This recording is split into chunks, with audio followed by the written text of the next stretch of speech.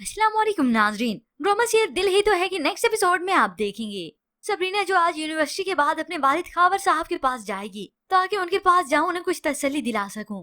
मगर इससे पहले मोहित उसे कॉल करके अपना होने का एहसास दिला देता है और उसका मकाम भी बता देता है। ये अलग बात है वो अपनी मोहब्बत का उसे इजहार करने लगा था कि उसकी वालदा आ गई और बात वहीं पर रह गई, इजहार वहीं पर रह गया। लेकिन ये इजहार hopes of viewers face to face तो होना ही चाहिए। खैर फिर जब सबरीना खावर साहब के पास गई तो वहाँ पर सरमत भी आ गया।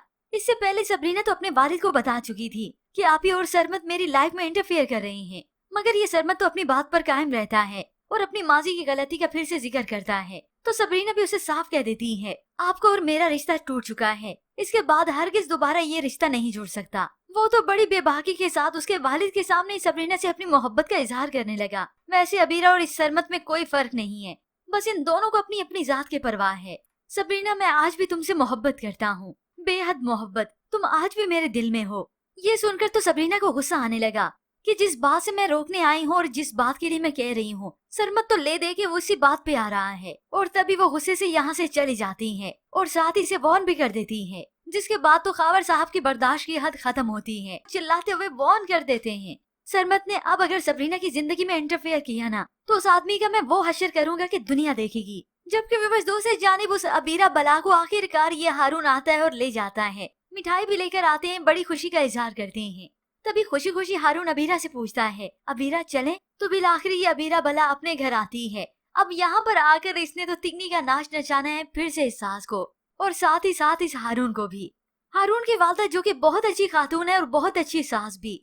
अब इस वक्त में उन्हें बहुत ज्यादा फिक्र होती है अबीरा की कि वो अब उम्मीद से है अपना ख्याल रखेगी, कहीं बाहर आएगी जाएगी नहीं।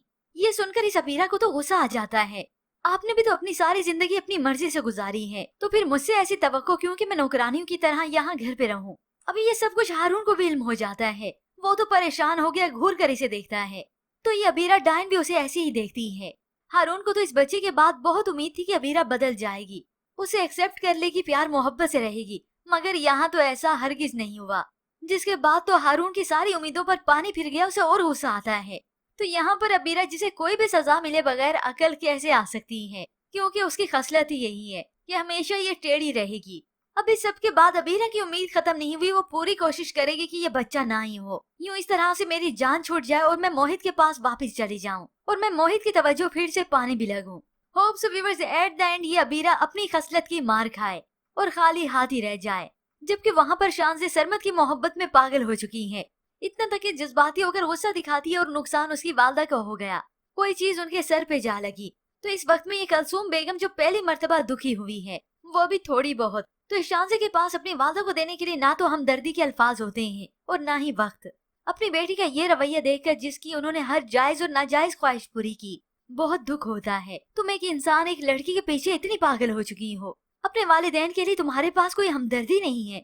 आज कलसूम बेगम को पहली मर्तबा एहसास हुआ और होप्स इसे बाद में बहुत ज्यादा एहसास होगा कि उसने वाकई अपनी बेटी की तरबियत बहुत गलत की और अपने शोहर की बातों को भी अब तस्लीम करेगी कि वो ठीक कहते थे, शानजे के लिए बहुत बेहतर सोचते हैं।